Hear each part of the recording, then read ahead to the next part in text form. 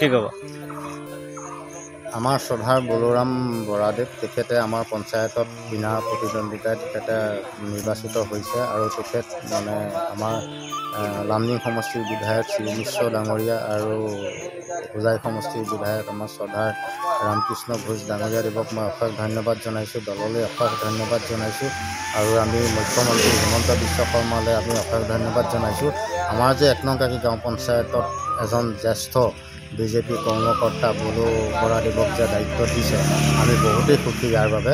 আৰু ইয়াত আমি মানে কি বুলি যে ক'ম আমাৰ ভাষা নাই, গতিকে আমি ভগৱানৰ ওচৰত প্ৰাৰ্থনা কৰিছোঁ আগন্তুক দিনসমূহ যাতে তেওঁ ধুনীয়াকৈ ন্যায়কৈ চলাই নিব পাৰে, তাৰ বাবে মই ভগৱানৰ ওচৰত প্ৰাৰ্থনা কৰিছোঁ। আৰু পুনৰবাৰ কওঁ যে আমাৰ লামডিং সমষ্টিৰ বিধায়ক শ্ৰী মিশ্ৰ ডাঙৰীয়া আৰু আমাৰ হোজাই সমষ্টিৰ বিধায়ক ৰামকৃষ্ণ ঘোষ ডাঙৰীয়াকো অশেষ দলৰ পৰা যে বিনা ইলেকশ্যনৰ আপোনাৰ দায়িত্ব দিছে, এইটো বিষয়ে আপুনি কি ক'ব? মই এইটো বিষয়ে কি বুলি ক'ম, মই আজি এই সভাখনত ভাৰতীয় জনতা পাৰ্টীৰ অসম ৰাজ্যিকৰ সকলো কাৰ্যকৰ্তা তথা জিলা মণ্ডল সকলোকে মই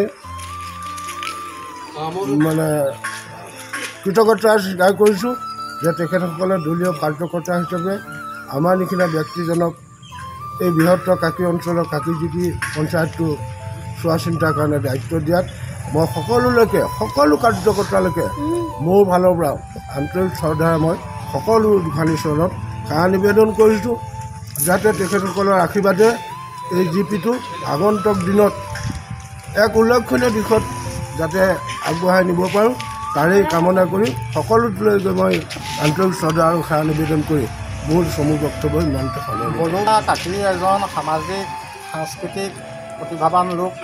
তেখেতে সৰুৰে পৰা সামাজিকভাৱে বিভিন্ন অনুষ্ঠান প্ৰতিষ্ঠানত জড়িত আছে।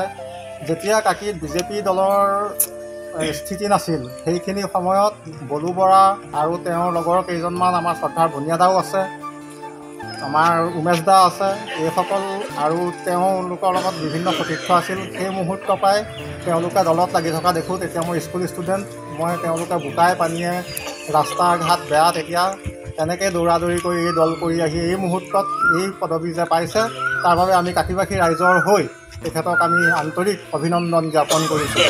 আশা কৰোঁ বলি বৰাৰ কাৰ্যকালত পূৰ্বৰ তুলনাত আমাৰ এই পঞ্চায়তে অধিক ক্ষীপ্ৰ গতিৰে কাম কৰিব পাৰিব, এয়া আমি কামনা কৰিছোঁ ১ নম্বৰ কাকিবাসী ৰাইজ হিচাপে। চাইলে এতিয়া আপুনি নতুন কাম কৰিবনে পুৰণা যি আদৰুৱা কাম আছে এইবিলাকত বেছিকৈ গুৰুত্ব দিব?